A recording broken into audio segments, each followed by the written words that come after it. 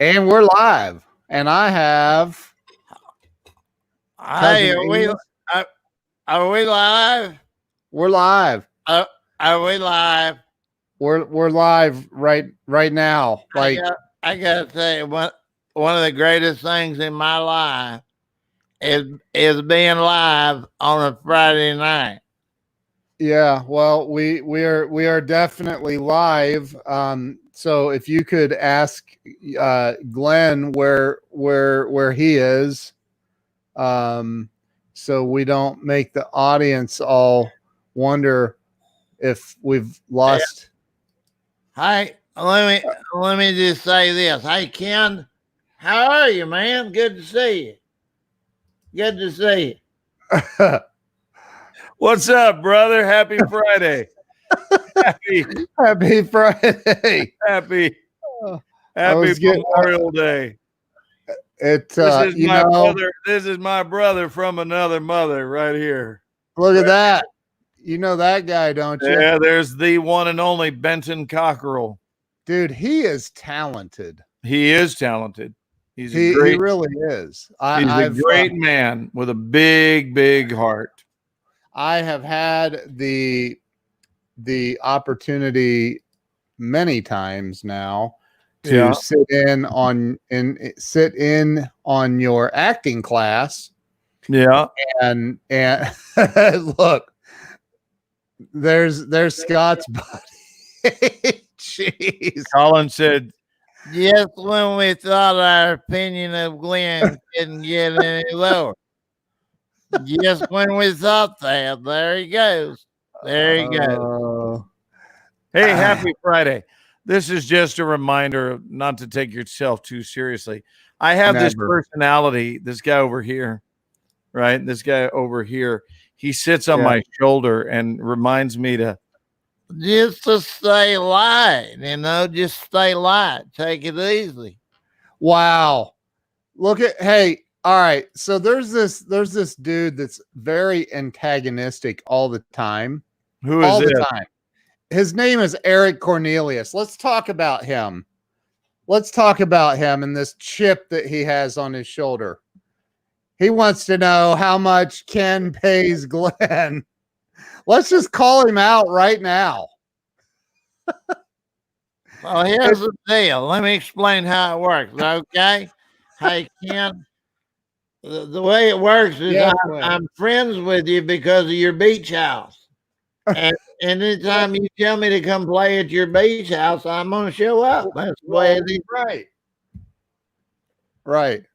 Hey, how's everybody on this fine Memorial Day weekend? Yes. So Eric's laughing. All right, I'll get this out of here. Is that annoying or what? It's borderline personality disorder-ish. I'm gonna have dinner. This is gonna be dinner theater tonight, dude. Whoa, what are you having, dude?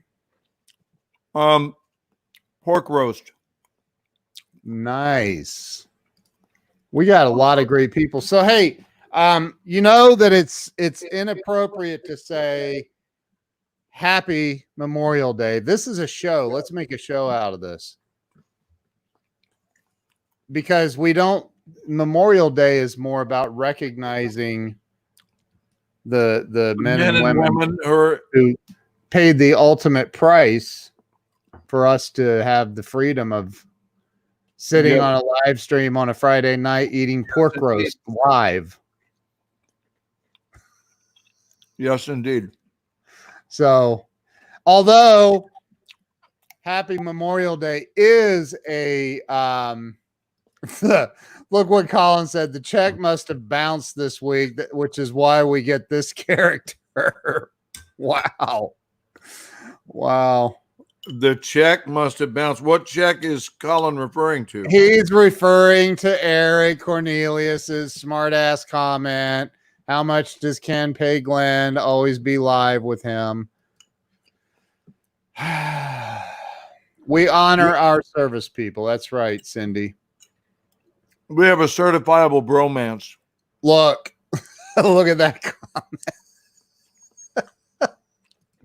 Oh.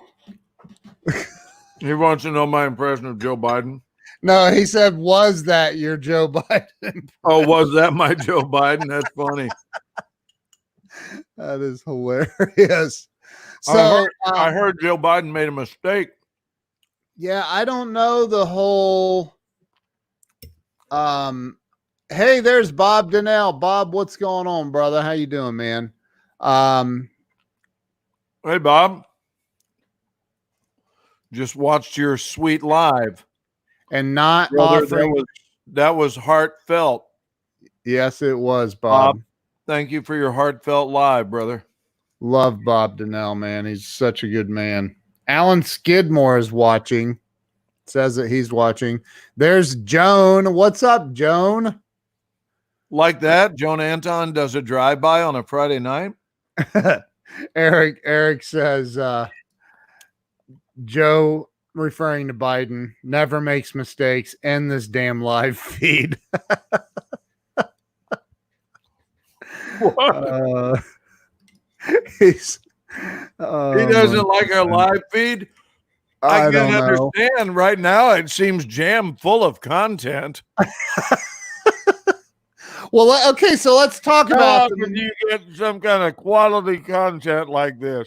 You got one guy talking with his mouth full, and the other guy sitting out at his beach house. I want to say, funny, man. There now we can actually see the pork roast. Oh yeah. If you look here in about 10 minutes, you'll see it between my teeth. He said, I've never watched a grown man eat. Oh my God. Bob said it's like Seinfeld. Eric says it's like watching a nursing home. What the hell, man? Wow. See, he's not nice. I love that dude, but he's just a butthole. What's going on with Eric? What did we ever do other than provide him with endless entertainment? For free, mind you. So man, I want to publicly congratulate you and the rest of the cast on The Resident. Thank you, buddy. On the Fox hit the renewal show, The Resident. You got renewed. Yeah, we got renewed for season 4. Awesome, dude. If you look at this face, you'll see someone who is not upset about that. I asked myself the day it happened, I said, are you upset about this? And I answered and went, not at all. Jeez. Huge congratulations, dude. That's so awesome. That's awesome. Thank you, man. Is this there's Alan? Look at all these people. You're so focused on your pork roast. I'm gonna have to go over here to the live comments. I mean, there's some great Christy, check this out. Christy just said this is real life. I know. I had it up there, but you were. What did Susan? I think I just saw you put something up for Susan. Susan Knight, yes. She said, hey, freaking love you guys. That's my sweet soul sister. We love you too. Oh, so it's not just Susan is my total soul sister out in Salt Lake City. We literally do love you. Gabby, look, Eric Cornelius. They don't get any better than Susan, I'll promise you. Eating with Actors, my favorite show. Right. That's actually pretty good. I mean, who knew that this would make a quality live stream? Hey, you know what? Why don't we go charging into a live stream with no content and you just sit and shove food in your face, Glenn? We're going live now. Are you cool? And I'm like, yeah, I'm all over it. Let's do it, man. Let's do it. Dinner theater. That's right, Joan. Dinner theater. Hey, so let's put our audience to the ultimate challenge and let them know that we are a gutsy pairing and that we are willing to take on any topic they mention. Any topic. Bring it on. But here's the deal. If we're going to let them choose the topic, Ken, hang on. If we're going to let them choose the topic, they have to chime in. Okay. I'm going to eat some robin eggs. Oh, Eric, would you stop? Dude, come on, man. No. Anything but that, you jackwagon.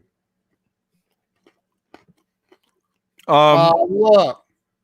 Gabby turned off as he's already screens. What? Gabby was watching live PD. That's funny. Well, notice she came on to watch you, not me. That doesn't hurt. Wait a minute, Bob, she must be on the Pork Roast channel right now. It's a weird new channel. They go all over the world to stop and show people eating pork roast.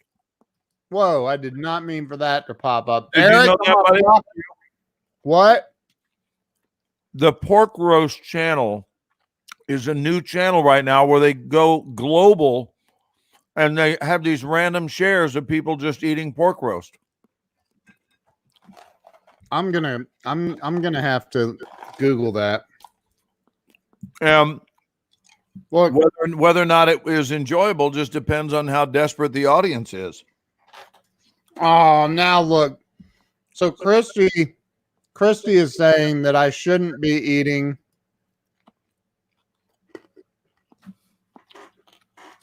my robin eggs.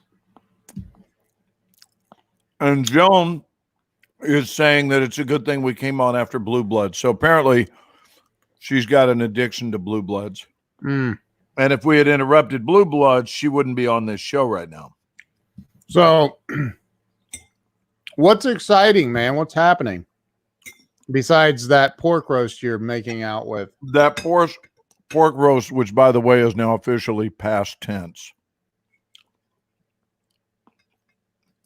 It is it's a memory. There's a good question. Wow. We're going right into the deep end of the pool tonight. How much did your life have to suck? You go ahead and start the answer. I'm going to finish up. I got 2 more bites of potato salad, and then we're going to rock. How much does your life have to suck to antagonize people who are trying to work together to better themselves? Now that sounds, that doesn't sound, I'm gonna say that, Colin, that does not sound hypothetical. That sounds actual. It really does. It sounds actual. So what happened, brother? Yeah. It sounds like somebody did something to spin your propeller this week. Oh, Anna Barnes has a topic. Are aliens real? Man, we have some Susan has a great topic. So far, Susan's is the front runner topic for me. Oh, he's talking about Eric. Colin, Eric's just teasing, man. He's a good dude. He's crazy, but he's a good dude. He said, guess that joke didn't land. He was joking. All right. So Christy wants to talk about food. I Eric said, block Colin right now. All right. So what you want to talk about? What hurts your heart and what makes your heart happy? I think was the thing. Well, the very first one was Anna or Anna. Anna. I don't know if I'm saying it right, if it's Anna or Anna, but are aliens real? I'd like to talk about that. Okay. Would you like me to go first or you? Don't you have some mashed potatoes and gravy? No, I've done eating, but I'll chime in. Okay. Do you want to go first or me? No, I want you to go first. Okay. The answer is this. Yes. All right. Next topic. Okay. I'm gonna echo that. Oh. Yes. Okay.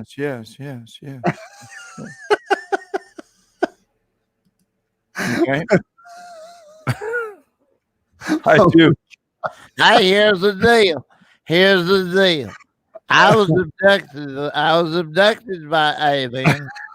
I was abducted by aliens in 1985, and I saw a little what I thought was a paper plate from a family reunion barbecue that was flying through the air. And I thought I saw barbecue sauce on it, but that wasn't what it was. Because when it hit the ground, some little green men came out and said, "Hey, what's up?" You know? So, yeah, I think that they're real. I do. I do. I do too. I just have a hard time. I've never believed that God in his or her infinite wisdom and power, like we are these tiny, tiny, tiny little specks hurling through this unending universe. And we're so arrogant that we believe we're the only life forces in this humongous universe. I don't believe that. I think it's arrogant to believe that. Well, you think it because it is arrogant to believe that. That's probably why you think it. That's one of the primary reasons to think something. Why does Eric think you're an Orthodox Jew? Why does he think that? That's not true. That who is? I don't know. Was he talking about you or me? Well, we have some proof of it. Oh, God, you do. Yeah. How ironic that he would say that, huh? Yeah, I know. He doesn't even know how much things have changed within Judaism in the last year. But they have. Yeah. And I was raised Jewish. Yes. Should we show them how much things have changed? I think you should. If you can you know how to do that? Is there a screen share? There is. I've never done it on this. Really? Share screen. Is that it? And then when you Eric said, I'm outside his house, I know everything. Oh my God. Dude, don't joke about stalking an actor. They take that shit serious. The CIA is going to pull up Secret Service at your front door any minute. So can you see that or no? No, hold on. When you click share screen, you click on, well, I don't know. What are you trying to share? Your email? Yeah, There's Roxy. Hey, Roxy. What I shared with you earlier. Yeah. But is that in a Google Chrome tab? I don't know. Maybe it's best if I don't, although they're going to be terribly curious. Yeah. Don't show these tips again. Just share screen. There it says share screen. And then click Chrome tab. Okay. And do you see that? StreamYard. Oh, AOL? Yes. And then, no, what? Oh, okay. Can you see that? Yes. Now, hold on. There it is.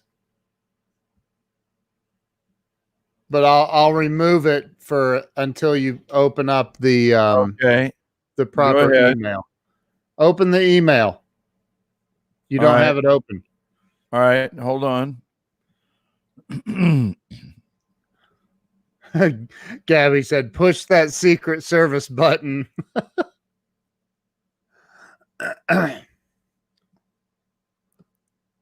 I'm just trying to hide your email from the rest of the world. I got it. Okay.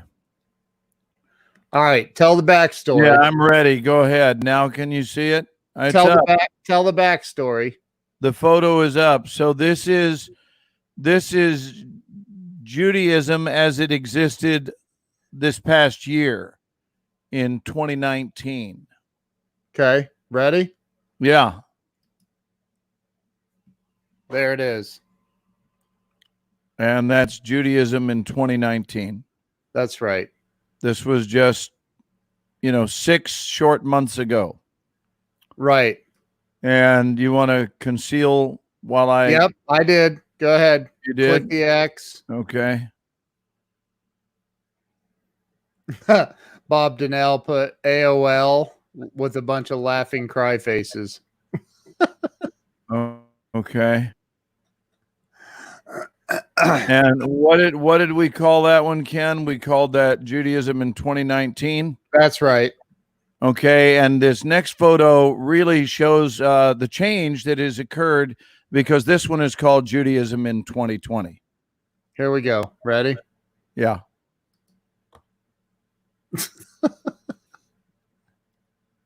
There it is. There's Judaism in 2020. Okay, you can close it off now. You have to. Well, where do I put screen share and all of that? Down at the bottom, like you got to come back to the tab over here. Go to the StreamYard tab at the top of your screen. Okay, and then what? Stop screen. Yeah. There you go. Okay. There you are. So that's just one everybody's laughing. One of the big differences between the way it was just 6 months ago and what it is today. Right. Yeah. So when were those pictures taken? Earlier today, both of them. But it was just so that we could have a little fun. I thought of it when I woke up this morning, and I thought, well, I need to rush over to my mom's house and shoot this. And so I did. And you literally thought of that this morning? I truly did. You went to your mom's to shoot that picture. Well, I went to my mom's because I love her. But while I was there, I thought, hey, I have an idea. I love her. But can you just be honest? I mean, the real reason you wanted to go was that picture. No, I actually went to pick her up and take her to lunch. But then, while I'm there, I mean, it was one of those deals. Like, I took her to an air show. I love you and everything, but I did wake up with a dream. Well, I did wake up with a vision, and I didn't have the props for it here at my house. And so I went over, and I do have a sense of humor. And I actually believe in a God with the most advanced sense of humor, the God that gave me my sense of humor. Yes. So I just think that if we would act on our instincts more instead of just running that funny idea, right? Just going, oh man, that's funny. Well, then go shoot it if it's so friggin' funny, right? Go shoot it, and I did. And shoot it, like you mean shoot the picture? Yeah, yeah. Oh, Bob says I love Glenn's mom. She has depth and quite the intellect. Yeah, mom's cool. She thought it was funny. She did. She thought it was hilarious. Look, Alan said there's something wrong with both of you. Now that's just wrong. See, there's one for that's just wrong. Yeah. For next week's incarnation of that's just wrong. So, hey, Colin has a question for Glenn. Jones says God worked overtime on my sense of humor. Yeah. Go ahead and read that one. Question for Glenn, who has been extremely successful in a career wrought with rejection. How much did the fear of failure or rejection hold you back? And was there a point where you learned to use it as strength instead of hindrance? Well, that's a great question. It sounds suspiciously like a sincere question, so I won't answer it in character or do a bit. I'll answer it from my heart. Can you put it up there again so I can look at it as I'm answering it? For the love of, yes, here we go. Oh, shoot. Wrong one. Not the wrong one. Like that's a great comment, Bob. I didn't mean like you're the wrong. I just was trying to click. Yeah. Anyway. We'll be back in just a few moments with another episode of Ken Protects Your Feelings. Oh my God. So it says, question for Glenn, who has been extremely successful in career. Okay. So that's where we reach the fork in the road, Colin, because I don't think that our career, the career of show business, is wrought with rejection at all. I actually believe that is a colossal misperception of what it is. When you are not selected, that does not mean you're rejected. Rejection is an opinion, and it is opinion that never, ever has improved anyone's life. Therefore, it is of no value at all. I'm not one to look for ways to feel wounded in life. I've never been of that particular ilk. And so I understand, especially because I'm also a producer, that you can be in a room and see someone who is the best choice there is. I mean, they did the most with the role in the room, but other decisions are already in play and they don't match the other colors that we already have on our canvas, meaning of the casting, the decisions in casting that are made. So they start out with a blank canvas, but very quickly they have decisions that are put into play. And now by the time the actor comes in for a particular role, they may have already chosen that actor's children. And now we're dealing with resemblance issues. They may have a co-star who has insecurity about their height, and maybe they are a 5'6" or 5'7" megastar. Doesn't want to work with someone that's 5'11". That's my height. And so that will rule you out. I'm not joking. This is true. Really? Oh, all the time. Are you kidding What? me? And then there are other times when, if you are known for a particular image you're associated with, then Bob Denver, for example, a lot of people don't know by name, but Bob Denver was the one who played Gilligan on Gilligan's Island. And Bob Denver really acquainted the world with what was called Gilligan syndrome, where once he played Gilligan, he was locked into being Gilligan and was no longer Bob Denver. So when he would go in, his agent would send him for a really good role that followed that series, and they wouldn't take him serious. They're like, we can't cast that guy as the serial killer. That's friggin' Gilligan.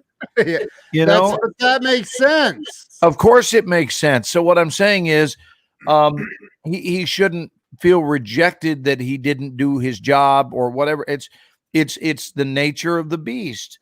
So we hear the word no or no thank you a lot, but that is not rejection, right? Rejection is really an attitude, and it's an attitude that comes about when you don't know the deeper truth. You know, I can think a lot of examples where I could send someone a different way. And I mean, what if, for example, I don't need to explore this anymore. You get my point. My point is that any actor who decides that not booking a job is rejection will never last in show business. So in answer to your question, I've been able to last because I never, ever once thought of the incidents where I was not hired for a role. I never thought of those as rejections, ever. I just understood that someone else was a better suited candidate. That does not mean more talented. And I think that's the distinction, right? Just better suited. And there are a lot of roles that other actors are better suited for than me. A lot of roles. And fortunately, I'm not in denial about that. I have a very realistic attitude of what I'm right for, what butters my bread, and then what's really a long shot for me. And in some instances, for example, I've never once been asked to play Muhammad Ali, nor will I be. And that's correct. That's correct casting for them to not approach me with that. So I could choose to feel rejected, or I could go to an upper level belief and go, well, that only makes total sense to me that they haven't asked me to play Muhammad Ali. I don't see me playing any sumo wrestlers anytime soon. Right. And the list goes on and on. Anyway, there's a sincere answer to your question. And I don't recommend rejection as a high vibrational response to anything. Here's this is actually a great topic, and by the way, let's jump on what Ralph said. Ralph said it was the same with Max Baer. Let me clarify. Max Baer Jr., not Max Baer Sr., but Max Baer Jr. played Jethro on the Beverly Hillbillies. And then Al Lewis, my dear friend Al Lewis, who was my mentor when I first moved to California, who played Grandpa on the Munsters. And it's true that after he played Grandpa on the Munsters, everywhere Al went, it was like, that's friggin' Grandpa. Yeah, right. Max Baer had the same issues from playing Jethro that Bob Denver did playing Gilligan. Yep. Just like Jim Neighbors. Right? What did Colin say? This is why I love hate Glenn, because his answers are always far better than my questions. Hey, baby, I was just trying to give you some love and some respect and answer it honestly. What about Jim Neighbors? He played what's his name on Andy Griffith? Homer Pyle. Yeah. Yeah. So here's my thing. I think that this is probably one of the best topics ever in history, as far as I'm concerned, Ken. Ever. Not only on our show, but probably in history ever.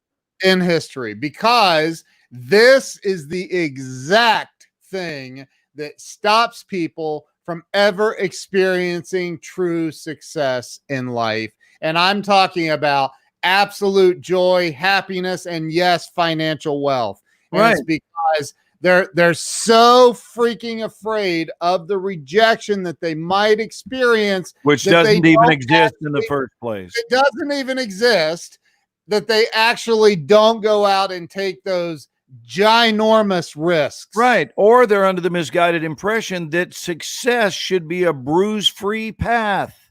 Right. I mean, you're going to be bruised, you're going to be cut and bloodied. Yep. That's just part of the adventure. So it's kind of, it's kind of time to cowboy up. Well, is what you got to do, because it comes with the territory, But here's the thing. I don't even think it's a matter of cowboying up, to use your term. I think it's such an unconscious thing that people are doing that they don't even realize how freaking much it's holding them back in life. It's so unconscious. They're not even aware of it. Well, if you didn't like it the way I put it, since you just undid it, let me just word it this way, Ken. You can't eat at the Chinese buffet if they're out of duck sauce.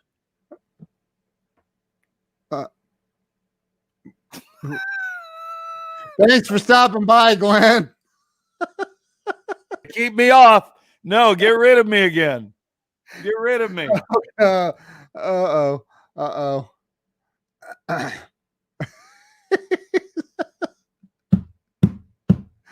Oh, here we go. Now you can bring me back. Okay. Okay, let's go again. Let's talk about this pathways to success. I think it all starts by taking yourself very, very seriously. Right. This is one of the reasons that I have never, I repeat, never needed drugs. Okay. Let's continue our evening. It appears that you might already be on drugs. I'm kidding. So no, but like, okay, what I wouldn't eat at a Chinese buffet, but that's besides the point. B, even if they didn't have duck sauce and I was starving, I would still. But that's the first thing you do when you get to Chinese buffets. You go look over and go, where's the duck sauce? And if they don't have duck sauce, it's time to go bye-bye. That's all I'm saying. I got to put this up too. I mean, Roxy's right. Cowboy up, cowgirl up. Time to pull up your big girl panties. Grab your britches, pull them up. So, but it's not even again. And I'm taking more of a wow. I'm kind of taking more of a liberal Take your time, Ken. Formulate your thoughts. No need to rush. More of a liberal approach to this, and saying that I think that people literally don't realize it. They just don't, like, for I don't even know how many years, and I've talked about this before, that I'm a recovered alcoholic. There were so many freaking years that went by, and if I got to try to figure out how to explain this, because there were so many years that I drank and drank and drank and drank, and my high school sweetheart and all of these other people that were friends and relationships, people that were like, dude, you have a drinking problem, and I would say, you are my problem, you're out of here, and I'd get them out of my life. I did not know. Maybe deep down in the depths of my soul, I knew there was a problem, but I did not really realize how freaking sick I was. And so I think that there are people like that are living in this paralyzation that they don't need to be living in, because their unconscious mind is saying, don't. And it goes to your dirty dozen that you talk about all the time. Right. Like I'm gonna explain it to you this way, my friend. Oh, jeez. This is what happens when I turn my hat around. But I want to say this to you, my friend. I want to say this. I want to say that when your friends were saying, you got a drinking problem, I can hear you saying, you got to mind your own business problem. It's true. Is that what you told him? You got a problem minding your own business, my friend.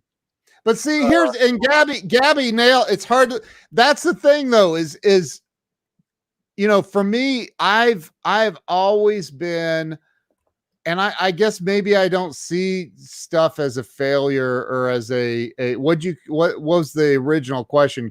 About rejection. Right. Colin says, kind of like what an old sales manager of mine used to tell us, don't be afraid to say what you mean. It only sounds weird in your head. No, sometimes it sounds weird coming out of your mouth. Eric is a perfect example of it can actually sound weird in your head and when you actually say it. So can I raise my hand to share a thought? Please go ahead, share. So this has a sincerity warning around it. Okay. And Daddy ain't playing now. I really, really do mean this. We have so many different avenues of thought that are available to us at any time. And we can choose to occupy whichever one or ones we want to, for whatever psychological reasons we feel motivated to occupy that lane of thinking, if you will. I would use the word consciousness, but I don't want to start sounding woo-woo tonight. But it really is consciousness. So how's that woo-woo, by the way? Well, Ken, hang on. I want to get to something that's really the crux of the matter, which is simply this. At any given point, we have many choices, but I'll boil it down to two, right? So I really think they can be boiled down to two. In this moment, I can either be on the lookout for things to feel wounded over, or hurt over, or crushed, or devastated, or I can choose to find reasons to feel empowered and bolstered.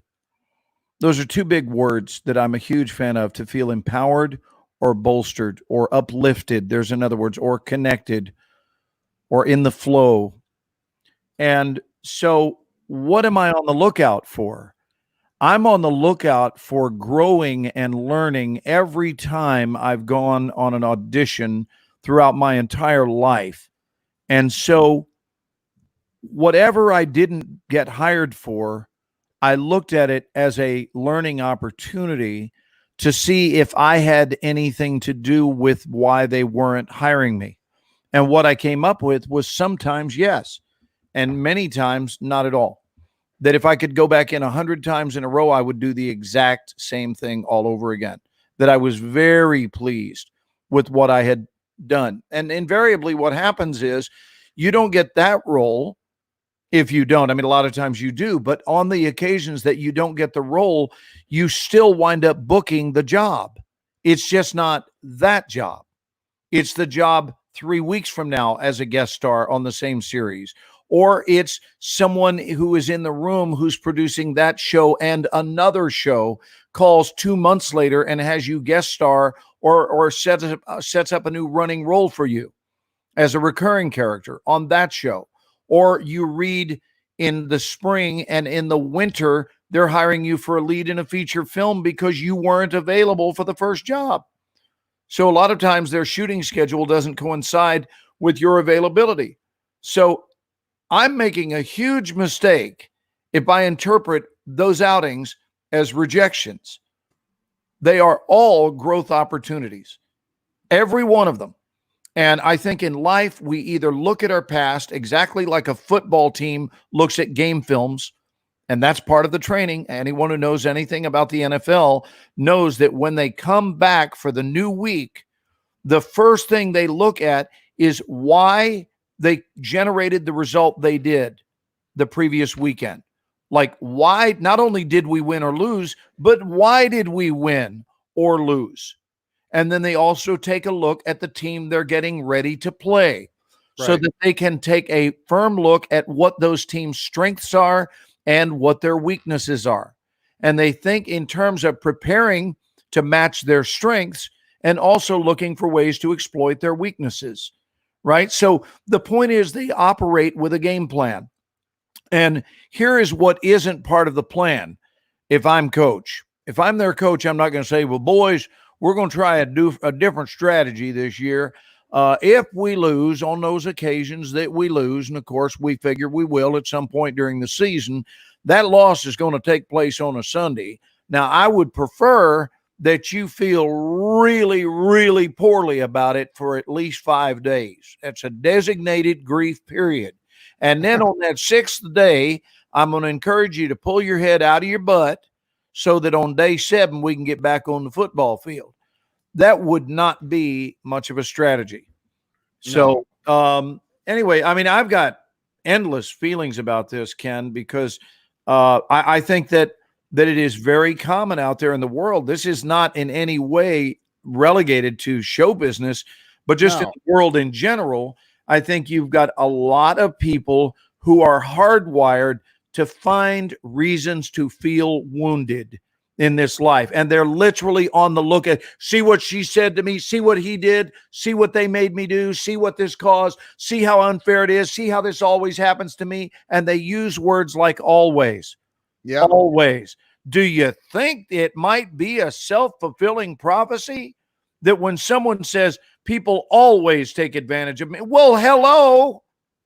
You're the one who has pre-decided that always is the frequency with which it occurs. Here's the thing, man, it's a victim mentality, but there are so many people that have it and they don't realize it. That's why I was trying to tie I didn't know I was an alcoholic. There are people that they're like, why does my life never work out for me? Why there's a reason.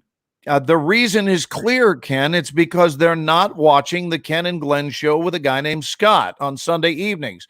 If they were to watch that show, all would be resolved. Can you put Susan's comment up there again?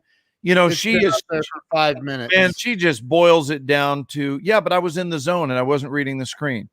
She says, so what you're saying, why is this happening for me, not to me? Let's check the yes box on that one. Yeah. Yeah. So things are, it's all part of our designated Earth School curriculum. And if we can quit resisting, or I'm going to use stronger language, since we can quit resisting our Earth School curriculum, the sooner we jump aboard the idea that the things that are unfolding are unfolding in direct response to the recipes that are being implemented, and that what we experience is part of our intended Earth School curriculum. Let's learn from it and move on to the next lesson. That's it, dude. Failure, for whatever it's worth, we'll just use that word, even though I hate the word. It's part of life. And Tony Robbins talked about, I'll never forget Tony Robbins talking about, what do we do with a baby? Well, a baby is they start crawling, and then eventually at some point they're sick of moving a lot slower than the adults or other upright beings around them that are walking on two legs. And so the baby says, okay, I'm going to get up and I'm going to walk. And so they try to walk, and bam, they fall. And what do? That's it. No more. No mas. You can't try that anymore. You fell and smashed your face on the coffee table. We will not be trying that again. No more walking for you. No more attempts. No, that's not the way. It's like, oh man, that's going to leave a mark. Yeah. So you're talking about choice, consequence, cause, and effect.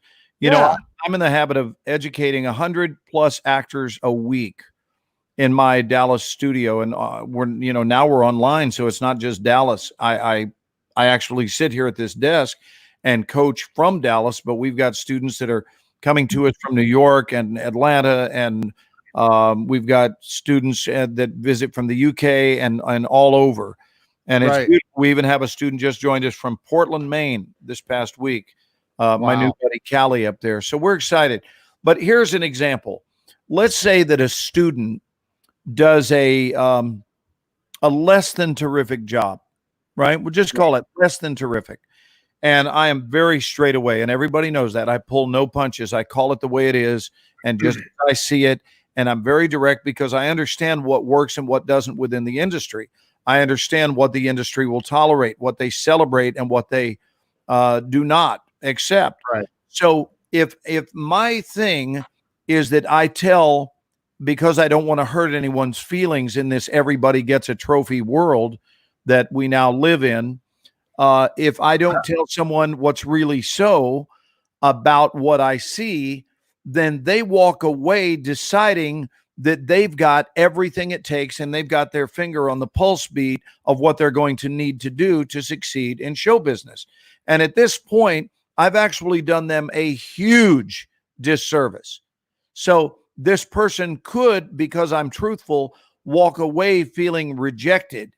They could feel that way. They would be wrong to do so, because what I've actually done is offered them a very, very crucial and helpful education by saying that's not going to cut it in show business. We're going to have to step up your game, because here is what is expected of you on this rung of the ladder. And the expectations increase the higher up the ladder you go. That's the way it is. So those are not rejections. Those are called educations, and they are crucial in the development of a human being. So if that person wants to whine because they were told that a scene was not excellent and it was not truthful and they were not connecting, then that is a complete misperception on their part, when they have an opportunity to board an entirely different thought bus and be grateful that they have been shown by someone who has huge experience, 45 years in front of the camera, who is in a position to help them and who craves the notion of helping them. Right. If I'm a student, that's a teacher I'm going to listen to. I'm going to pay attention once I know that they actually care enough about me to tell me the friggin' truth. And who am I to walk away feeling rejected by that? And you keep talking about this. I'm going to look for something that I think you're going to love. Right. I just spoke pretty much the full extent of how I feel about this, because we're always in a position to hear what we hear and lay a healthy slant on it, or lay an unhealthy, wounded slant on it. The problem is that one will hurt us and the other will bolster us. So my question to humankind is really simple. You want to walk around feeling empowered, or you want to walk around feeling wounded? What's your choice? What game do you want to play? Which camp would you like to be a part of? Because we're all going away. Every one of us are going away. We're down here for a very brief visit, even if you're issued the triple digit 100-year plan. So while we're here, how would you like to feel? I think it really boils down to that. While you're here, how would you like to feel? And I'm one of these cats that I not only am committed to feeling good, I'm committed to helping others feel good. Truly committed to it. And that's what incentivized our starting this show. Ken and I started this show because this pandemic, is really creating some challenges for a lot of people, and different kinds of challenges, financial challenges, emotional challenges, health challenges. And so there's got to be an alternative to depressing news and growing death tolls and so forth, or being out of a job. There's got to be something that we can do to offer our hearts, to offer a service, to make a difference in somebody's lives. And many is great, but I don't even care if it's many. I care if it's somebody. Somebody times a bunch is great. But as long as we've made a difference in one person's life, and I already have the satisfaction, Ken, and I know you do, that we have in a lot of lives. And I hear it all the time. I hear it from my students all the time. Yeah. And I believe in the old saying that to whom much is given, much is expected. And I believe that we are blessed according to how much we bless. So if we are blessing others, this isn't even a religious concept. It's common sense. Well, and somebody, I forget who said it. One of the people that I interviewed, of the 250 some odd people, said, we are blessed so that we can bless. Yes, that's my point. Yes. We are blessed so that we can bless others. And it is interesting that anyone who's suffering on any level tonight, if you can find it within yourself, and you probably can, I want to be encouraging, say you probably can. Shift your attention off of the issue, off of the problem. Just shift your attention momentarily and do something kind for someone else. Say a kind word. Maybe it's on the simplest level of just saying something nice. And for 30 seconds or 60 seconds, you will have given yourself a mental vacation to turn to someone and say, I love you, and this world is so much better off with you in it than not. And I'm fortunate that you are in it. And you bless my life immeasurably by merely breathing. Something like that, you'll discover they're like oil and water, because when you're in that modality of acknowledging someone else, I got to tell you, in that moment, there's no room for personal despair. Those two thoughts will not occupy the same space at the same time. Once you take a break from one and go into that modality of service and love and connection and goodwill and all of that, you discover that you're not preoccupied with whatever's ailing you. And the less energy you give it, it begins to shrink the condition. Versus if we think about it a lot and we get to the point of obsession, that obsession serves as fertilizer, and those thoughts expand really endlessly. And then next thing you know, we feel suffocated by what once upon a time was a fairly small thought. Can you read this one out loud, Ken? Ralph Glass says, remember when interviewing / auditioning, they called you because they need you. Relax, enjoy it, ask for whatever you really want. They're going to make you some offer for something. It might not be what you're there for, but surprise, it will likely be something better. So Ralph's one of my students at the Extra Mile, and and yes, he has a healthy take on that. And that does not mean you can go into the room and be a goof that doesn't have any craft, and you just wing it and go, hey, how's everybody? You know, my name's David Edwards, and it's really good hanging with you, and you leave, because you're going to have to move something in the room. You're going to have to move some energy. But as long as you're on your A game and you know who it is you are and what it is you bring to the table, they will either hire you or they will mark down, hire this guy in the future. And that's the way it works. So we're never in the acting profession, we're never only reading for the role we're in there for today. We're reading for that role and every other role those people cast for the rest of their lives, every movie they ever make, because we are in there leaving a mark on their beingness, where they look and go, wow, I was touched by that, right? I was moved by them, to laughter, to tears, whatever it is. Hey, I told you I was looking for something and I found it. Sorry, I really want you to hear this. So I have a friend. You said you did find it? I found it. I'm going to play it here in a second, but I want to kind of tee it up.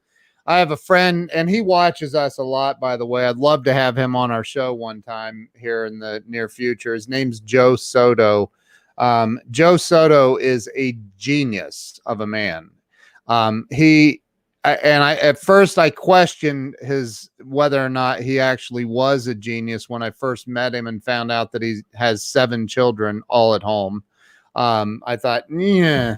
And then save room to get back to Colin, because he's got his big boy britches on tonight. He's asking some thought-provoking questions, and I'd love to. Well, and what I'm going to show you with Joe Soto, when I interviewed him, there's this thing he talks about with coffee, and I want you to hear this because it goes along the lines of what you're talking about when you're correcting somebody, when you're teaching somebody, you're helping them adjust and become better. You, for example, and I'll just throw it out publicly, you've been a student of mine. I mean, yeah, that's true. You have been, and you're an amazing student. Like, you really are. You're really, really, really open to learning, man. You're always like I need to learn this. I need to figure this out. Teach me. I show you. You practice over and over until you've got it. And now you're like teaching others. It's kind of cool, right? That's the way it works, baby. That's the way it works. I love it. But here, let me show you this, because this is powerful what he talks about in this interview. Just this little segment. I'm just going to show. And by the way, I just looked at it and I had a very short haircut. Thank you for coronavirus for waking me up to realizing that, my hair doesn't need to be that short. So here we go. This is Joe Soto. As though that was the virus's prime objective. I know it. You about your hairline. I think that's if it was its primary objective, it worked. So thank you for that. So all right, check this out. This is great right here. Just tell the story about the coffee, because I couldn't repeat it exactly to my wife. I was trying to repeat it, and I'm like, never mind. I'll have Joe tell you someday. So tell the story about the coffee. I will. It's a short one, and it is easy for most people to grasp. I was this was when I was at one of my NLP retreats, and the trainer said to me, it was the same conversation that I had where he said, "Get out of your own way." Right. He said, Joe, and this was we were talking about how to respond to criticism or feedback, and how to take feedback and how not to take things personally. Right. And that's where the conversation was around. So if anybody listening has ever asked themselves, like, how do I take things not personally? Or maybe you know somebody who takes things personally. Well, I know in my business, a lot of clients can take things personally. They got big egos, and I've got to somehow get them in the frame of mind where they're going to listen to my feedback, my advice. And even though they hire us, sometimes they don't listen. Right. And I also know that when you're coaching people, which is why I shared it with you, Ken, and everybody else, you have to kind of open their mind up first, so they put their guard down to be receptive to what could be life-changing insight at times. And when I learned this, it changed my life. I actually think it saved my marriage. I'm happily married now. I got remarried. We went on to have, my wife and I have 7 kids in the home now that are 16 and under. We didn't hit that part. We didn't fast forward to. We were going to. My wife and I have 7 kids in the home. Yeah, and it's amazing. But here's the story. So he said, Joe, let me help you for the rest of your life with giving you an analogy. I said, what's the analogy? He says, would you like to know how you know when you have a good marriage? I said, that seems random. I said, yeah, I would love to know. I said, I at the time I was recently divorced. I said, I would love to know how you know. 7 kids. Trust me, our marriage is great. Well, that's how you started. Would you like to know how you know if you have a good marriage? He says, okay, here's how you know. He says, when the wife comes downstairs in the morning into the kitchen, the husband's already down there, and he's sitting at the table and maybe reading the newspaper, reading a book. And he goes, the roles can be reversed, but for the sake of this example, the wife comes down and she makes a pot of coffee and she hands him a cup of coffee that she pours, and he takes a drink of the coffee and he looks at her and he says, oh man, this coffee is awful. And the wife knows he's talking about the coffee. And he just kind of looked at me when he said that. I said, okay, so let me see if I got this straight. I said, so there's a couple ways that the wife could respond. If she knows it's about the coffee, then her response might be, yeah, I'll make you another cup. Maybe it's a bad roast. And maybe, maybe it was sitting out. I don't know. Maybe I poured too much water in it and it's not strong enough. We'll figure it out. But she knows he's talking about the coffee. The bad marriage, that's the good marriage. The bad marriage is, well, make your own coffee next time. Or, well, you should just be happy I made you a cup of coffee. Or, maybe you should have got up and made a pot of coffee for me. And she takes it personally. And, that really sank with me, because now I'm like, wow, so if it's about the coffee, you keep it about something that isn't personal. And so I would actually go into clients and do this, Ken. I would say, listen, I have a lot of things I want to talk about, because I've kind of audited your marketing. I've gone through your business. So I love, and I'm in a mastermind group with him and Jeffrey Gitomer, and he said he made, like, the guy is well known for making, it doesn't matter. Ty Lopez is somebody that he helped make $40 million on one course, and Joe's an amazing guy. And he said during this mastermind, he said, look, as we go through and we pick things apart, I need you guys to understand it's about the coffee. And we're like, what the hell's he talking about? And he said, we're going to pick this apart, what you're doing, and we're gonna tear it all down, and then we're gonna build it back up. And he says and then he told that story about what that you just heard, and he said it's about the coffee. It's about the coffee. Just remember that. So if we see you start to take something personal and get butthurt about it, you'll hear me say, Ken, this is about the coffee. And he said something yesterday to me about something that I wasn't in this mastermind meeting, and something that he said, Ken, and I was like, whoa, dude, or something. I forget what it was. And I was like, whoa, man, and he goes, Ken, it's about the coffee. And it just brought me right back to oh yeah, okay. Stop taking it personal. It's not about you personally. It's about, hey, that scene sucked. It just it was bad. And you have more in you. You have better available. Right. Well, I use it in words like this. I say, as I watched, it occurred to me that I don't believe you. Right. I don't believe you. And if I don't believe you, they're not going to believe you. And if they don't believe you, they don't hire you. So let me work with you to allow you to bring yourself, not me bring you, you bring yourself to a level of proficiency based on your acceptance and your awareness and your connectedness that results in them employing you. Right. And that is certainly not rejection. Hey, I want to go back to a comment that was made here. Can I read one here? By Colin? No, this one's a different one by Gabby. Oh, Do you see the one at 1051? by It's Gabby. hard to leave your comfort zone. Yeah. Okay, now watch this. Gabby, are you still with us? Let us know. Drop a 1. Let us know if you're still here, because I want to offer you a thought. And if you're not still here, then this will still serve as something that others can benefit from. So can you go back To Gabby? to Gabby's? Now watch this. I don't know if she's here. Hold on. I'm going to change. It doesn't matter. If she's here, she'll grow from this.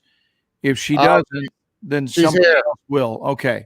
Up to 1. She's here. So here is, I'm going to show you how much something can change with one word being swapped, and the word, and substitute a different word. So the word from this sentence, it's hard to leave your comfort zone. I would love to remove the word hard and replace it with the word time. And now this new sentence says it's time to leave your comfort zone. One word, and it is a completely different thing, because even the phrase, it's hard to leave your comfort zone, is a lie. It is only a truth once we co-sign that agreement. That we are the ones who get to decide if it's hard. And the only reason you believe that it's hard is because somebody somewhere along the line got you to co-sign that belief with them. Someone infected your young spirit and made sure you understood how hard things are. And so once we've started to agree with that, then it becomes self-fulfilling, and we just decide that it's hard. And I don't think that's true even slightly. I think it is completely easy to leave one's comfort zone, but they have to first make a decision that it is easy to leave your comfort zone for one reason, and the one reason is because it's friggin' time. It's time to leave your comfort zone. And when it is really time, and you know it's time, you won't find it hard, because you won't be campaigning for no. You won't be campaigning for holding on to something. You'll be campaigning for letting it go. You'll be campaigning for getting out of bondage with it. You'll be campaigning for freedom and power. And yes, that's the truth. And the other is just a belief that is based on what somebody told us was so. And so we have cultivated the habit of thinking that it is just difficult to let go of old things. I think the answer is it's what you decide. If you decide it's tough, then it's tough. If you decide that it's so-so, then it's so-so. And if you decide it's extremely doable, you know how many people wanted me to buy into the belief that being an actor was such a gamble of a profession, and that, you know, they modified it with the term starving. Oh, so you're going to go be a starving actor? No, actually, I'm not. Actually, I'm not. And not only that, well, so, I mean, aren't you going to be? I mean, isn't that what you're headed to LA to do? You're going out there to pursue the career of an artist? No. Aren't you? Aren't you going out there to pursue a career? No, I'm actually going out there to have one. I'm going to LA to have a career, not to pursue one. Yep. Right? I'm not even thinking of pursuit. So we are way, way, way stronger. And no, this is not a memorized speech. I don't have these words right here in front of me. I've never even spoken these exact words, but I get so fired up because I see that as a human race, we have bought into so much self-defeatist garbage in this lifetime. And until we let go of it and shake the Etch-a-Sketch of life free and get a clean screen from which to build new creations, then we're going to be just stuck in the mud.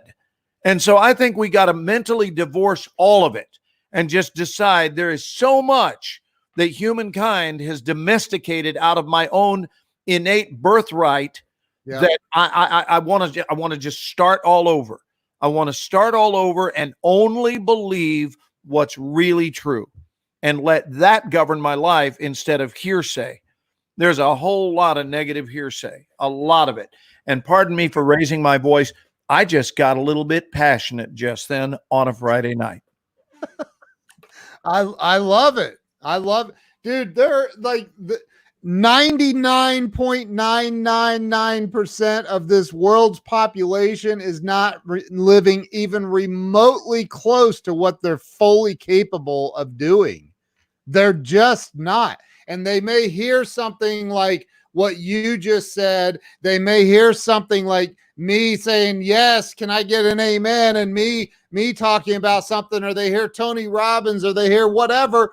And they click after we click end live stream, and they click and they go away, and they sit there and they go, man, that man, what that Glenn guy was just talking about, man, that's so powerful and true. And then they get up and they walk out to the kitchen and they stub their toe and they go, son of a that see, that always happens to me. Why? Right. Why every time? And then they get back into that freaking mindset, that cycle, that cycle, that pattern of oh God, everything's going wrong again. Look at it, broke my freaking toe, and and dude, it's you've got to wake up, man. I have this bracelet. I got to show it. Grant Cardone has this bracelet, and there's a lot of people that hate Grant, and that's okay. I love the dude. He has this bracelet that I bought a bunch of them, and it has this saying on it, and I won't say it on air, but I'm going to show it on air, and it's this right here. Right. And and I wear that sometimes when I get the poor me PMS, poor me syndrome. When I get PMS and I start feeling sorry for myself, I know that I need to get out a piece of paper, get out my iPad and Apple Pencil, and start writing. I've got to write. You've got to, and this, dude, this is what works for me. When I'm coaching people, I say, look, we need to get creative. We need to get creative. In my book, I wrote about, toward the end of the book, I talk about, when you start feeling down, when you feel like things aren't going right for you, you need to reprogram yourself. You need to get into the creator mode. Like every religion across the globe refers to God as the creator in some way, right? Well, if we're all part of God and God put us here and God is us, we're God, we're all part of this energy, this being of God. Well, what better way to get closer to the divine than to start creating something? And it may not, you may go, well, I'm not really artistic. Well, nobody said you need to be artistic. I said create. It might be that you sit down and you create a poem, and it doesn't have to rhyme. You just start writing. You start writing and writing and writing and writing, and you start writing big dreams. Man, I looked at a house with my daughter on YouTube. I showed it to Jill, and I showed it to my daughter, Abigail, who you were just talking to before we went live. And because I wanted her to see what's possible. There is a house in San Diego that I don't know if it's still for sale, but it's a horse ranch in San Diego. And it is an amazing, I mean, absolutely unbelievable home that's $18 million. And I said, it's stunning. And Jill, my wife, is a horse. She loves horses and has ridden her, for a long time. And I said, that's our next house. And Abigail goes, how many hundreds of thousands of dollars is that? I said, it's way more than hundreds of thousands. She has no concept, right? I love that. She spoke to you, did she talk like this? Did she say how many hundreds of thousands of dollars? No, Abigail does this thing where she's really obsessed with speaking with a British dialect, and it's most entertaining. She's amazing. Hey, but I said it's $18 million, and she goes, wow.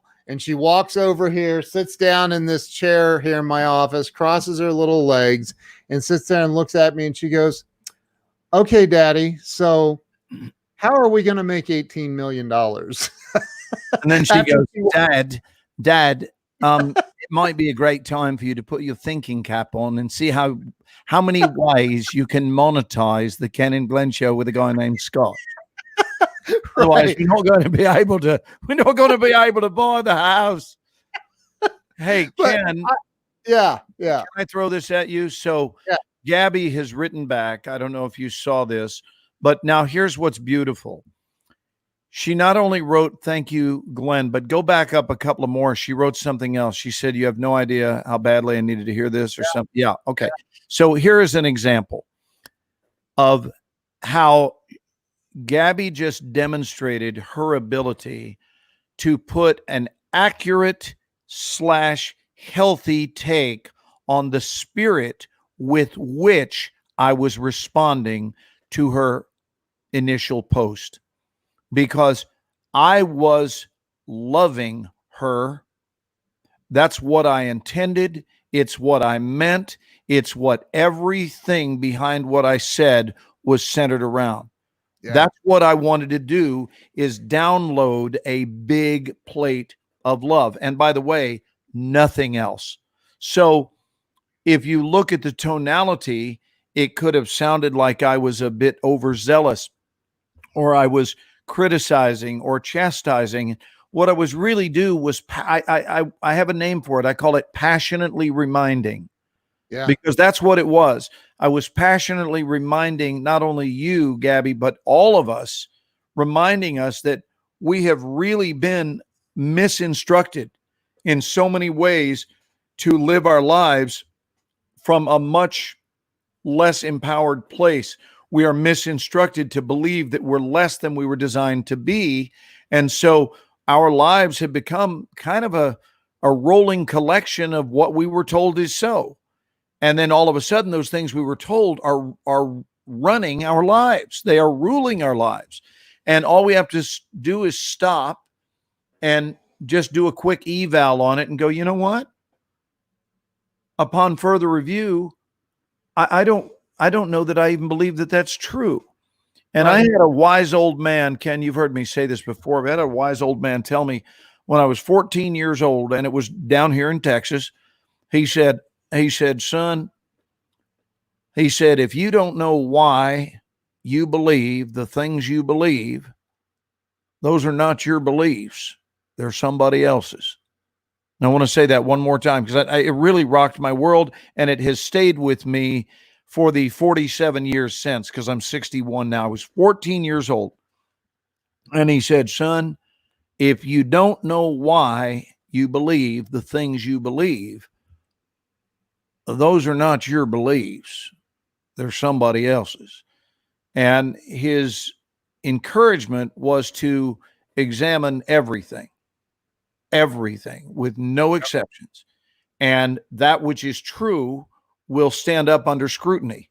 So truth doesn't mind being examined, as it turns out. Truth is truth. And it holds up very well on the witness stand.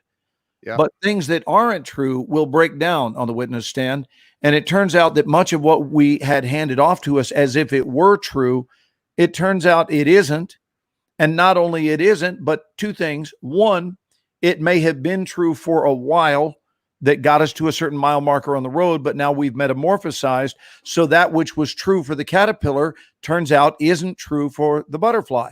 Right. So what's true for the caterpillar, for example, the caterpillar could make promises, absolute promises that I will not fly. And like, a caterpillar friend says, well, I'm concerned you might, and you might leave me. And the caterpillar says, no, I won't fly. And the reason it can make that promise is because it can't. So it's making a legitimate promise for that mile marker in the road. That point in the road of its evolutionary development, it's making a legitimate promise. But then what happens? What happens is that nature kicks in, it goes through its cocooning modality, and it sprouts wings. And now, is it a liar? Is the newfound creature a liar because it promised it wouldn't fly? No. The caterpillar said that it wouldn't fly. The problem is the caterpillar isn't a caterpillar anymore. So we have to make room for the versions of ourselves that are looking to metamorphosize and not try to hold them based on the caterpillar's opinion of what we thought we would and would not do. We're different creatures now. So we always want to be digging deep and saying, one, is this still true? And here's the other big one. Was this ever true? Was it ever true? Or did we just take hold of someone else's limiting beliefs and took them on as our own? Why? Because it's what everybody did and no other reason. And you stop and examine, well, why did I ever believe that? Well, because my dad said it was so, or my friend said it was so, or my employer, or my pastor, or whoever it was. You are not doing, none of you out there are doing anything wrong ever to look into things. Look into things. That doesn't mean be a skeptic or a doubter. It means be a truth seeker. And look up under the rock, flip it over. Look if does it hold water? Does your belief system hold water? What is going on here? And then only hang on to the ones that really, really support life and support your expansion at all times and keep you feeling love in your heart. You know, I have a comment about the caterpillar and butterfly thing. Sure. I'd like to take it a little bit further and get into the quantum field, if you would. Sure. I love quantum physics. So here's the thing. The caterpillar may have made that promise to his other caterpillar friend saying, I promise you, I am never going to fly. But there's something deep down inside that caterpillar that knew he was lying as he said it. Because a caterpillar, I would imagine, already knows that someday it's going to turn into a butterfly and it's going to fly.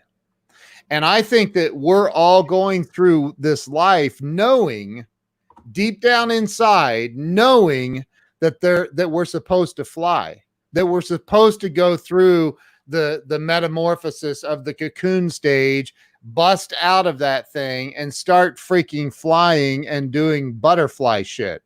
And we stay stuck in caterpillar mode and continue lying to ourselves nonstop and never sprout. And a lot of most people go to their graves never having gone through the cocoon stage and still trying to force our caterpillar pants on us.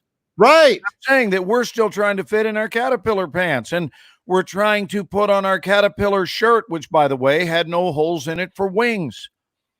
But now, if we're to dress properly, if we're to dress according to our divine design, it's kind of time for a new shirt. I'm just saying, you got to have a shirt that gives your wings room to flap a little bit. And by a little bit, I mean a lot. Look, man, you know, you and I, before we went live, we were talking about something, and I won't bring up the details, but we were talking about a big shift that's occurring in your life. And here's the thing. I think that we know we have to go through these big shifts in life, right? And we resist and we resist and we resist. And it's like, dude, you're busting out of the freaking cocoon. Would you let the universe do its job and just bust out of the damn cocoon already so you can fly like the butterfly you're supposed to be? We hold on to what was with this death grip, this pit bull grip.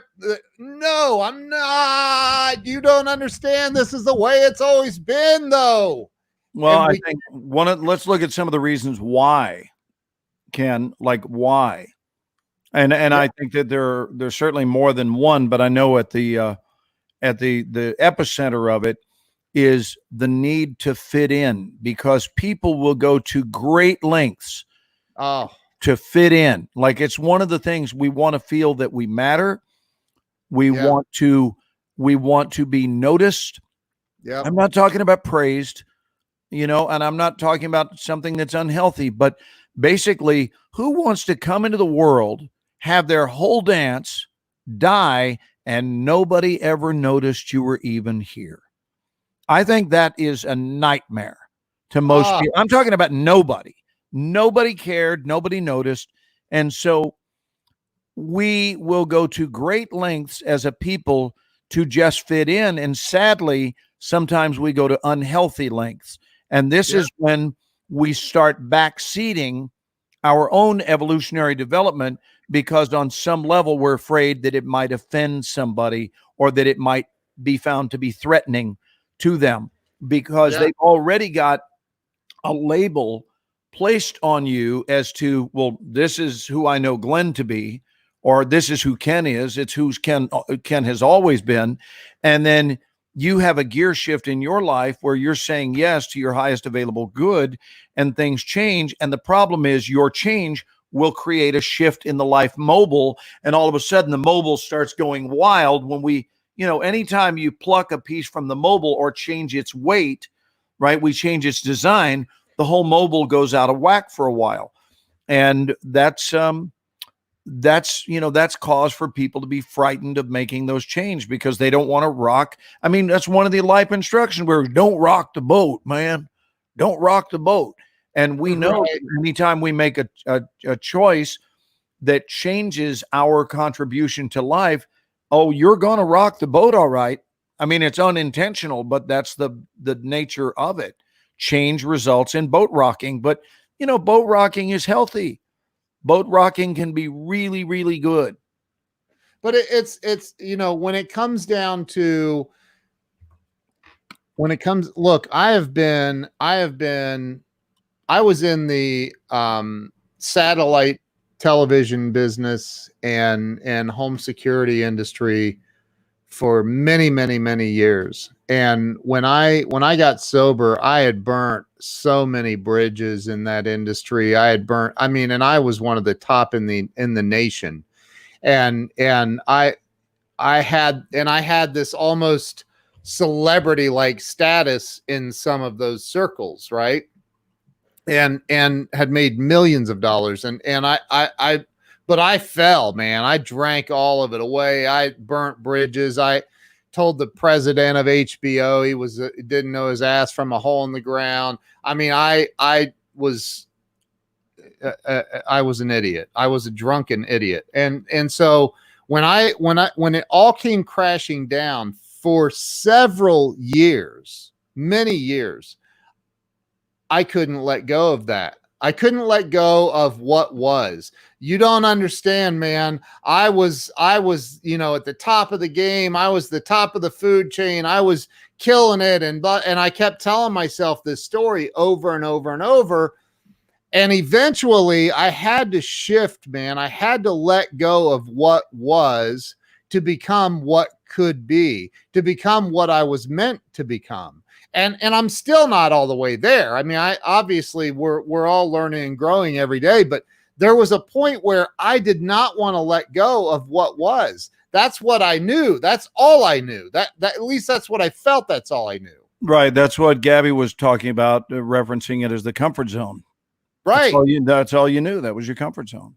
And I thought that's all I was capable of was running a sales team and having my company with all these people selling door to door. And man, I am so glad I eventually, and look, again, I held on with a pit bull like grip, man. I did not want to change. I did not want to let go of that. I wanted to hang on and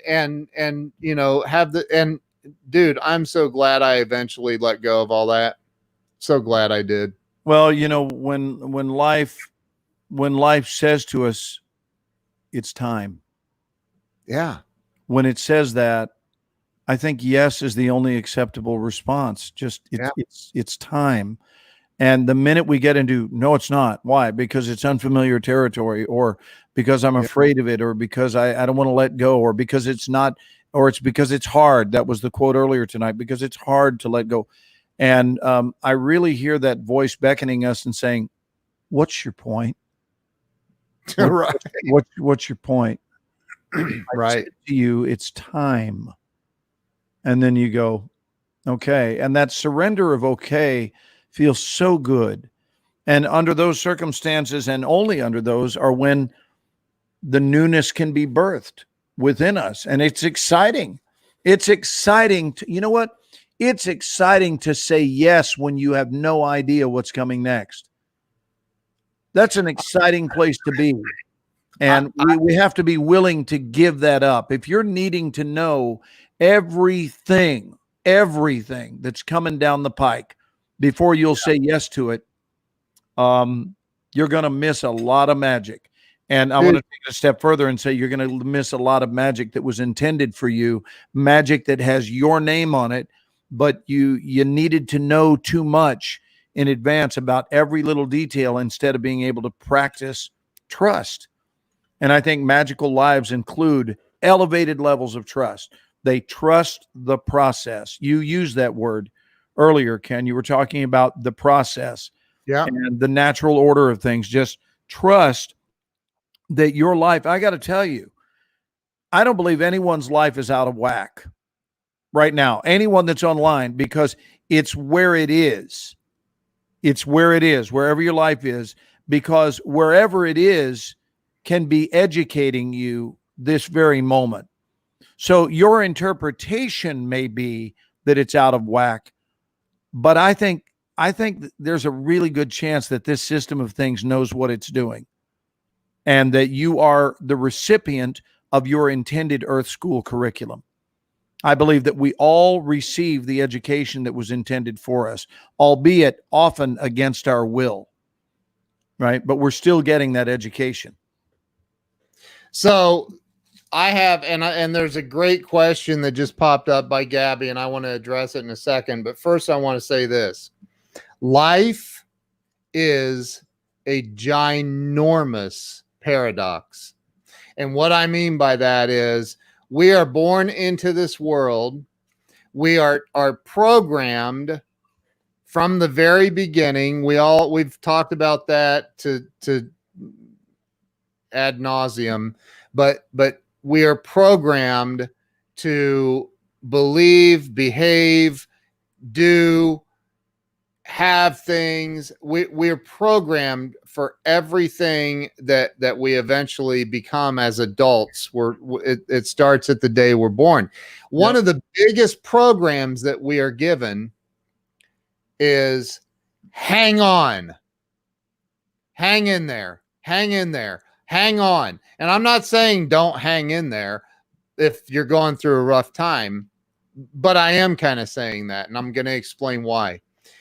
We're taught all of this, like, protect what you have, and you know, we have TV shows for hoarders. You know, I mean, all of these mechanisms that we have built in to protect and keep, just to get to the end of our life to find out that, oh, I now have, like, literally, you have to surrender your life at the end. You're done. When you're done, you literally, like, we've all seen it where somebody is dying, and they know they need to pass to the other side. They know it's time, and they can't do it oftentimes until someone gives them permission and says, it's okay. That's it's really okay. good.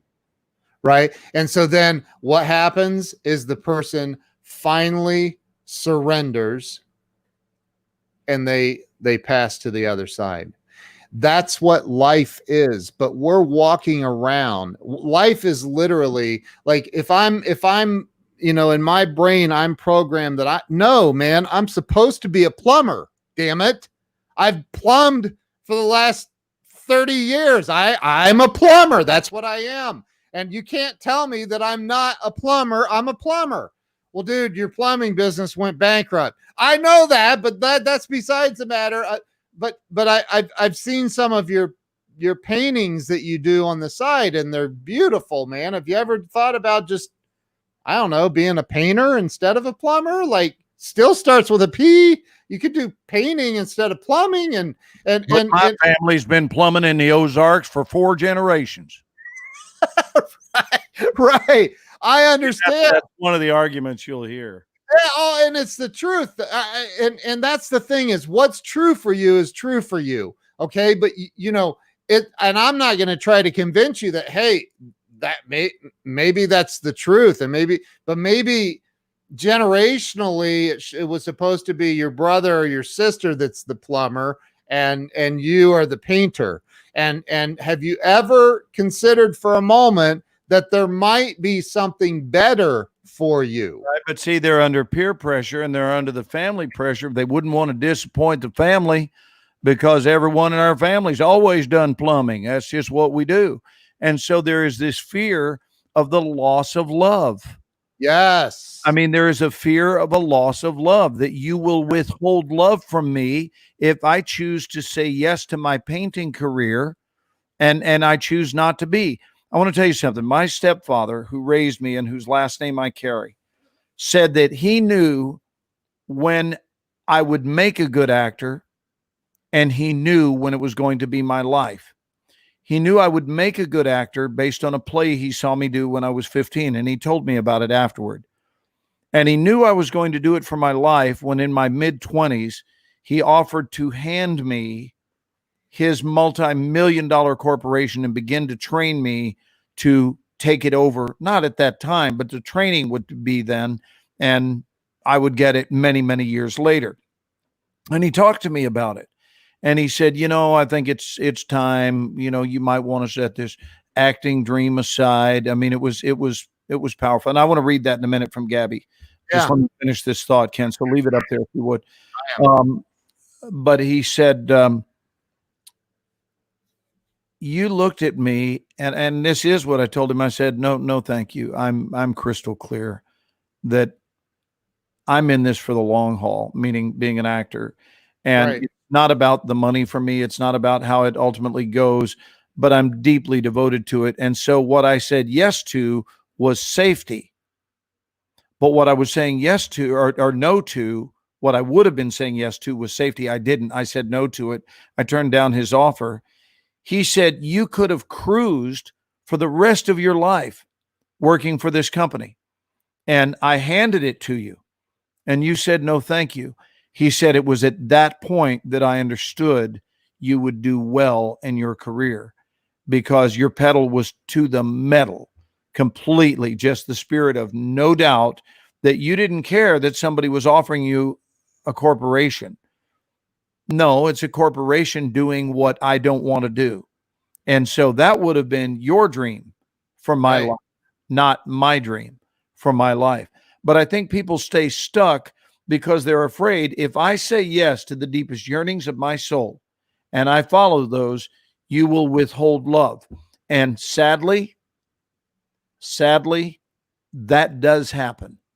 And I'm not going to lie to you tonight and say it doesn't, but I will tell you that in many instances, you think it will, and it turns out they will eventually be won over because they realize what your level of devotion is. And it'll only be possibly rough early on. But once they figure out that daddy ain't playing, that you mean business about whatever it is you're devoted to, then people invariably, they join your campaign. They get aboard the ship and set sail with you. And here's the deal. Those that don't, you're actually better off without them. If they're going to withhold your God-given right to say yes to the deepest yearnings of your soul because they've decided they disagree with you or it doesn't line up with their belief systems, then they're not supporting you in being what you believe you were designed to be. And we cannot look, I read a survey many, many years ago of 100 hospice patients that were asked to list what their top 5 regrets were. I'm only going to mention the first one. because the first one was when it was in the upper 90 percentile of all 100 people that were surveyed. Now, what they had to say, and these are hospice patients who are getting ready to graduate from Earth. And here's what they said in the upper 90 percentile. They said that they had regretted having devoted the entirety of their life to living the life they thought somebody else wanted them to live. And I want to just let that marinate. Sad. For you for just a minute and really consider 97% said that their number one regret, and they worded it was language differently, but it was all saying basically the same thing, was that they had devoted the entirety of their lives living the life they thought that somebody else wanted them to live. And here's the problem. The whistle just blew. It's time to get out of the pool. You're done here, at least in this form. It's time to go bye-bye. And you gave the whole thing away based on popular opinion and the need for acceptance. You didn't want to rock the boat, and you paid the ultimate price. And I want to take it a step further and say an unacceptably high price, because you avoided what your soul was telling you it wanted from you and it needed from you, and you sold it out to what somebody else said they wanted or needed. That's a bad trade, my friends. That's like trading Boardwalk for Baltic. For those of you Monopoly players out there, that is a terrible, terrible trade. It might feel good in the micro, meaning I've made my family happy with me. I haven't rocked the boat. So in the moment, maybe it feels like I was showing the appropriate level of respect or surrender. Here's the problem. Over time, it starts rolling this snowball of resentment, and you realize that it does not work, and it cannot work in the macro. In the macro view, that level of ignoring your soul falls apart. It just always falls apart. That's what happens. So I encourage you tonight to check in with you and ask, what have I been ignoring? What have I been ignoring? What kind of popularity game have I been playing? Who else's opinion have I taken on as my own? Whose belief system? And do I agree with it? And does it make sense? And here's the thing. Does it bring about a sensation of love? Because I got to tell you, if it doesn't bring about a sensation of love, I don't even want it in my life. If when I tap into a thought, if what comes up doesn't feel like love, I'm at a time in my life where it's got to go. Because with whatever time we have left, that's why I adore Ken. I'm going to look over at you right now, Ken, and just say, I adore you, brother. I adore you too, bro. You know, I do. And you're about love. You are about love. I love this question, and everything you just said literally answers that question. Oh, did I answer it before I even read it? That's a good thing. Glenn, what do you tell that person that tells you that you can't? Okay, now question. Let me throw a question back to your question. When you say, what do you tell that person? Please leave it up there, Ken, for a sec. I'm sorry, I had to put Eric. I had to put Eric's up there. Hold on. Well, you know, if he watches our show, he'll get therapy at an all-time low price because we don't charge anything. Right. Glenn, what do you tell that person that tells you can't? All right, are you ready for this one, Gabby? Ken, I don't know if you know where I'm headed with this, but here's what I'm going to say. Is that person within you? Or is this another human being? Right? So I think there is a distinction that needs to be made. Is this a version of you telling you that you can't, or is it another human being that is saying that? Because frankly, I think you handle it the same in both instances. Here's the thing. If it is another human being, that means it is you. You have manifested that person into your life to support your own internal belief system.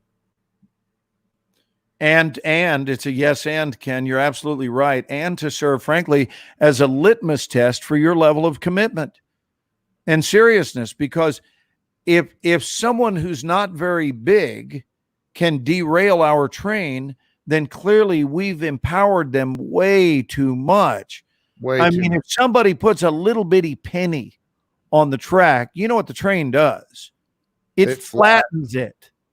Flat. It is like it's a pancake of copper, and it's not like the penny derails the train. So we are only derailed by things that we have allowed to be empowered at a level that is bigger than we are. So I think that the thing to empower is you, Gabby. The thing to empower is the yearning or yearnings of your soul. Why did you outswim 500 million sperm? That's a lot of sperm to compete with. And you outswam them all to get here, to express, to have an unrestricted, beautiful, vibrant, radiant, expressive life, doing anything and everything that your heart dreams of. And the dance is brief.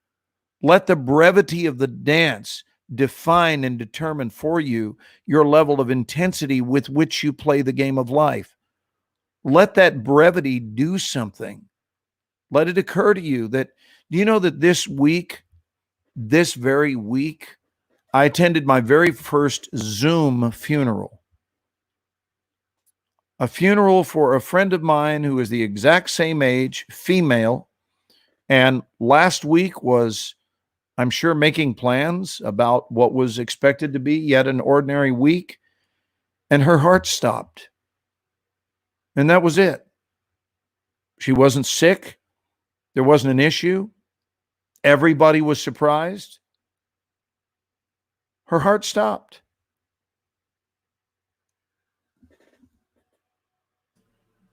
I know her well enough to know that she prioritized the yearnings of her soul.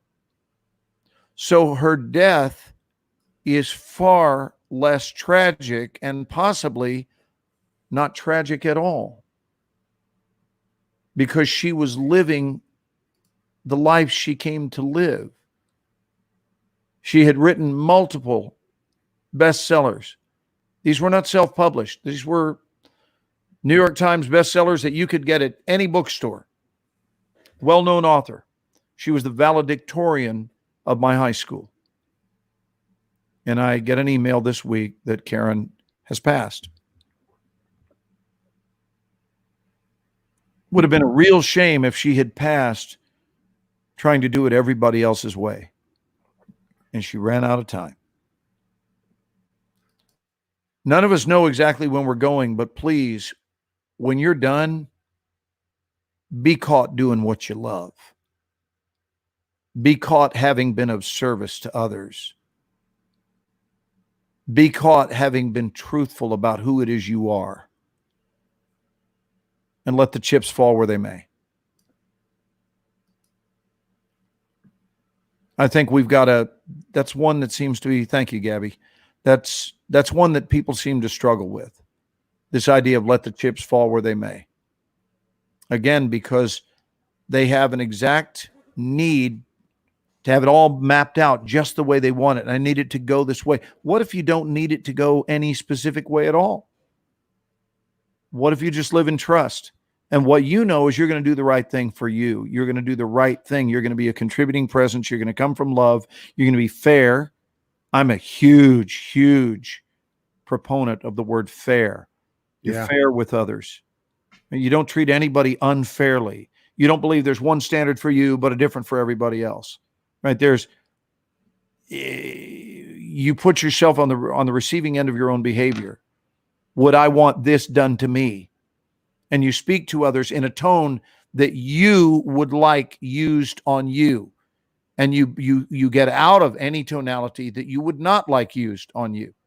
And you give up your precious, highly overrated need to be right. All right. So if you catch yourself being ugly, just stop and put yourself teleport, go over 10 feet away from yourself and look at you and listen to you and ask, do I want to be spoken to in this way? And if the answer is no, then stop it. Like right then and there, just go, you know what? I'll tell you what can be fun to do. Actually rewind the moment. Literally do it. Like walk back out of the room and go, you know what? That was not love, and I would like to re-enter the room. I've done this in my marriage, and it's very effective because the truth is I love you, and the truth is I'm happy now, and I have allowed something else to come out, permission to leave the room and come back. And physically act it out and back up because it shows self-control. It shows self-awareness that you don't like how you're showing up in a moment and that you are evolved enough to put a stop to it, to apologize if you need to apologize, own your behavior, apologize for it, back up, and re-enter the room coming from love. What would love do? It's a standard question. What would love do? Would love use this tone? No. Well, then stop it. Anyway, Gabby, I hope that all of that was helpful. I mean, who knew? And you guys could have turned us off about the time I showed this goofy picture, you know, when I put that up there tonight. Yeah. You know, that could very easily look like, oh, these guys are just goofy idiots on a Friday night. And then you judge it. And then you know, you don't know. You just don't know. You never know what turns.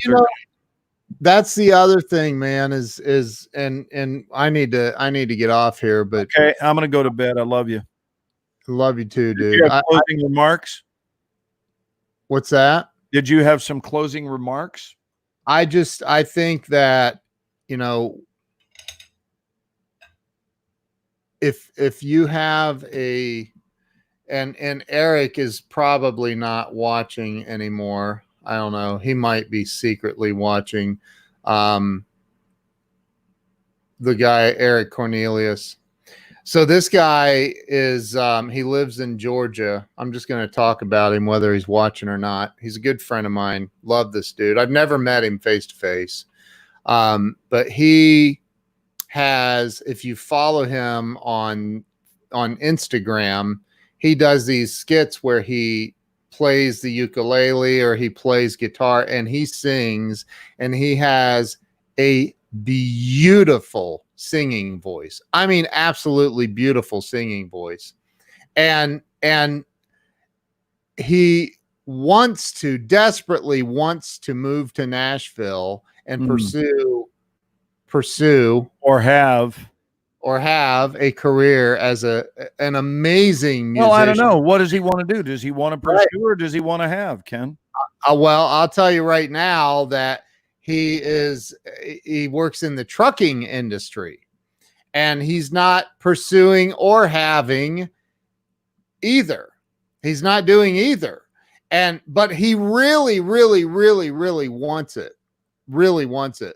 But there's some kind of program running inside of him that's stopping it from happening. And what do you think that program is? Do you have thoughts on that?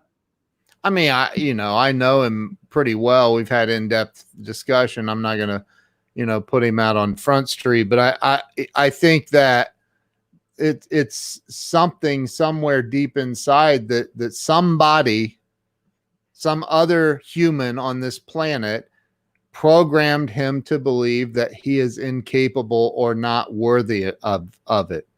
And I listen, man, I'm not kidding when I tell you this guy has an amazing singing voice. I should pull it up and let you hear it actually right now on Instagram. But like do it.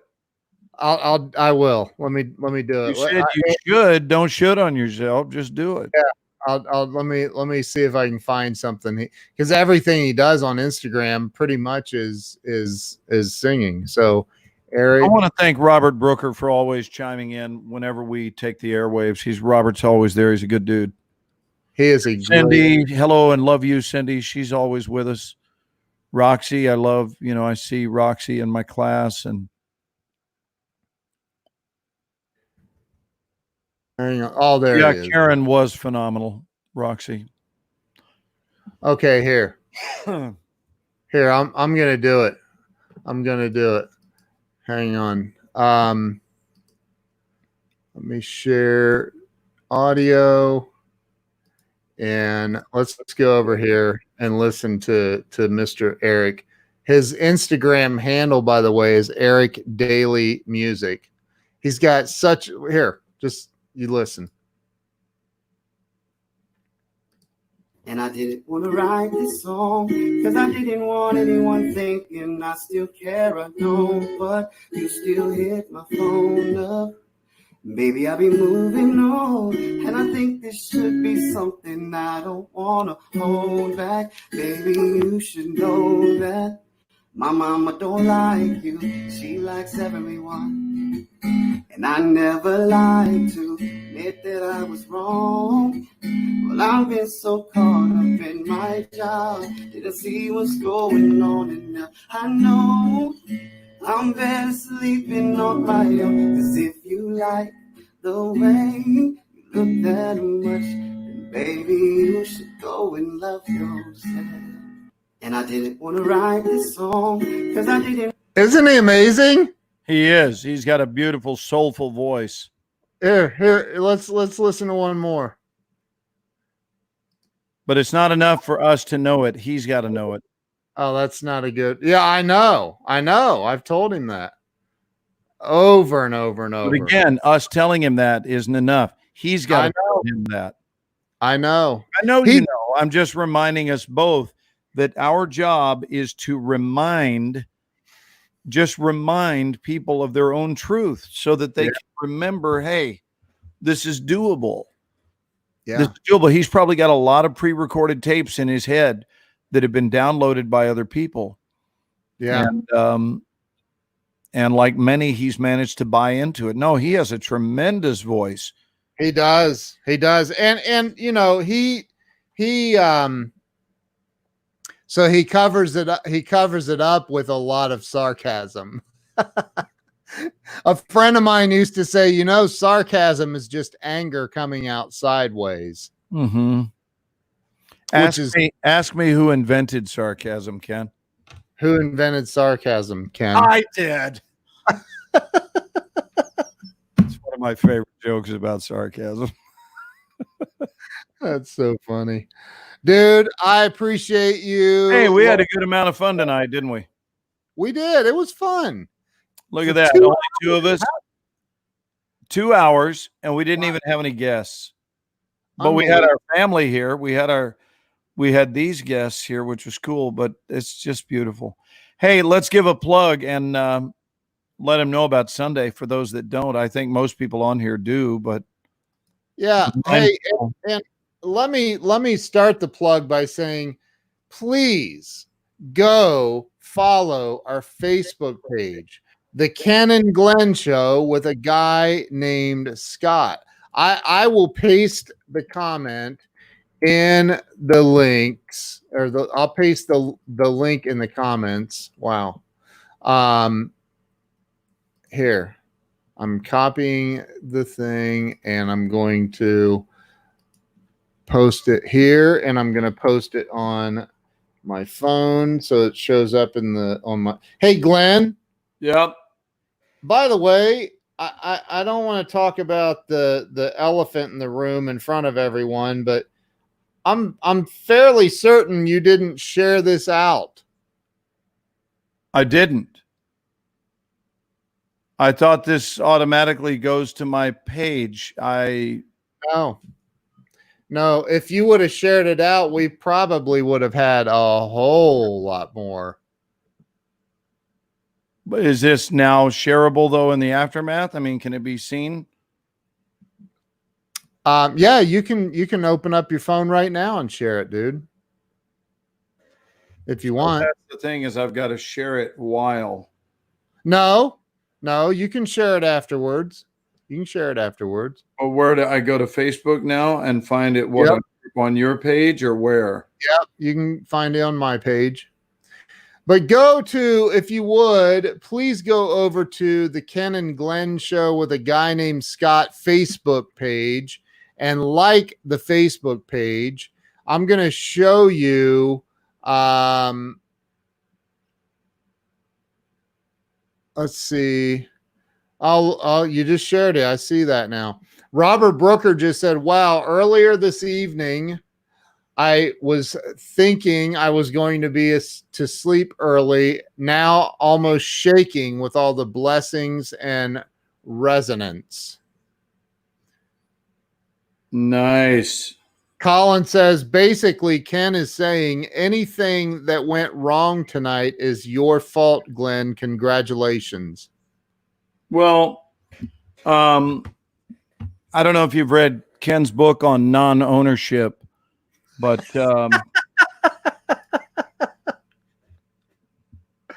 love you, dude. Love you back, baby. Hey, so I will see you at 8 p.m. Eastern. Yes, and let's tell everybody who's on. Somebody just asked who's. Roxy said who's the guest. We have the one, the only, my really, really good friend, Mr. Jeffrey Gitomer. Gitomer. Jeffrey holds the world record, by the way. This is he's written 17 books. 4 of them have been New York Times bestsellers. This book spent 109 weeks or 103 weeks in the top 10 on the Wall Street Journal bestseller list, which is a world record. This book, The Little Red Book of Selling, is also the #1 best-selling sales book ever on planet Earth. And Jeffrey Gitomer is going to be our guest this Sunday. And Glenn, I know we hung out with him one night and had a lot of fun, but we did. We had a good time. He is one of the very most intelligent people that I've ever known in my life. Like he has the world's largest personal library, self-help library.